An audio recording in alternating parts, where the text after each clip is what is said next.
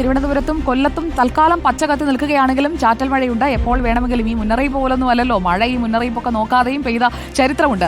വിവിധ ജില്ലകളിലെ മഴയുടെ സാഹചര്യം നമുക്ക് പരിശോധിക്കാം. ഇടുക്കിയിൽ നിന്ന് രാഹുൽ സുരേഷ്, ഒപ്പം കോട്ടയത്ത് നിന്ന് അഖിൽ കെ, തിരുവനന്തപുരം വലിയതുറയിൽ നിന്ന് സ്വാന്തന സജു, കൊച്ചിയിൽ നിന്ന് കണ്ണമാലിയിൽ നിന്ന് അഞ്ജന അൽകുമാർ, ആലപ്പുഴ തീരത്ത് നിന്ന് ശരത് SS എന്നിവരാണ് നമുക്കൊപ്പം തത്സമയം ചേരുന്നത്. നമുക്ക് ആദ്യം ഇടുക്കിയിൽ നിന്ന് തുടങ്ങാം. Rahul Suresh, good evening. ഇടുക്കിയിൽ ഡാമുകളൊക്കെ നിറയാറായോ? വൃഷ്ടിപ്രദേശത്തൊക്കെ നിന്ന് പെയ്യുകയാണോ? എങ്ങനെയാണ് ഇന്നത്തെ കാലാവസ്ഥ?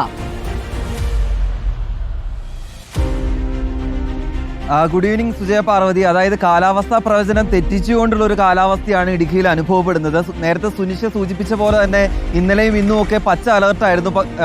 അതുകൊണ്ട് തന്നെ ഇന്ന് ഉച്ചവരെ അതിശക്തമായ മഴയായിരുന്നു ജില്ലയിൽ അനുഭവപ്പെട്ടത്. പക്ഷേ ഓറഞ്ച് അലർട്ട് ഇന്ന് ഉച്ചയ്ക്ക് 1 മണിക്കാണ് പ്രഖ്യാപിച്ചത്. പക്ഷേ ആ 1 മണിക്ക് ശേഷം ആ മഴയേ ഇല്ല എന്നതാണ് ഏറ്റവും പ്രധാനപ്പെട്ട കാര്യം. നിലവിൽ മാനം തെളിഞ്ഞു നിൽക്കുകയാണ്, മഴ മാറി നിൽക്കുകയാണ്. ഉച്ചവരെ അതിശക്തമായ മഴയായിരുന്നു അനുഭവപ്പെട്ടിരുന്നത്. ജില്ലയിൽ 2 ഡാമുകളാണ് ഇതുവരെ തുറന്നിട്ടുള്ളത്. അതിൽ കല്ലാർകുട്ടി ഡാമിന്റെ 5 ഷട്ടറുകൾ ഉയർത്തിയിട്ടുണ്ട്. അതിൽ നിന്നും വെള്ളം പുറത്തേക്ക് ഒഴുക്കുന്നു. 150 സെന്റിമീറ്റർ തുറന്നുകൊണ്ടാണ് മുഴുവനായി വെള്ളം പുറത്തേക്ക് ഒഴുക്കുന്നത്. മറ്റൊന്ന് പാമ്പള ഡാമിന്റെ 3 ഷട്ടറുകൾ ഉയർത്തിയിട്ടുണ്ട്.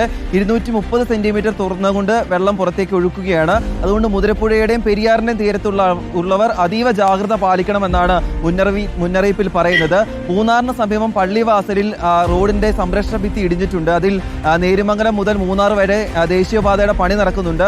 ആ പണി നടക്കുന്ന പള്ളിവാസലിലാണ് സംരക്ഷണ ഭിത്തി ഇടിഞ്ഞിട്ടുള്ളത്. പക്ഷേ നിലവിൽ ഗതാഗത തടസ്സം ഒന്നും തന്നെ അനുഭവപ്പെടുന്നില്ല എന്നാണ് എടുത്തു പറയേണ്ട കാര്യം. ബാക്കി കുറേയിടങ്ങളിൽ, അതായത് അടിമാലി, കല്ലാർകുട്ടി, മുരിക്കാശ്ശേരി ഉൾപ്പെടെയുള്ള കുറേയിടങ്ങളിൽ ചെറുതായിട്ട് മണ്ണിടിഞ്ഞിട്ടുണ്ട്. അതൊഴിച്ചാൽ മറ്റ് അനിഷ്ട സംഭവങ്ങളൊന്നും തന്നെ ജില്ലയിൽ റിപ്പോർട്ട് ചെയ്തിട്ടില്ല. എന്നാൽ ഓറഞ്ച് അലർട്ട് പ്രഖ്യാപിച്ച സാഹചര്യത്തിൽ അതീവ ജാഗ്രത പാലിക്കണമെന്നാണ് ജില്ലാ ഭരണകൂടം അറിയിച്ചിട്ടുള്ളത്. നാളെ യെല്ലോ അലർട്ടാണ്, വരും ദിവസങ്ങളിൽ ഓറഞ്ച് അലർട്ടാണ്. അതുകൊണ്ട് തന്നെ മലയോര മേഖലയിലൂടെ യാത്ര ചെയ്യുന്നവരെല്ലാം തന്നെ സുരക്ഷയോട് കൂടി തന്നെ യാത്ര ചെയ്യണം സുജയ.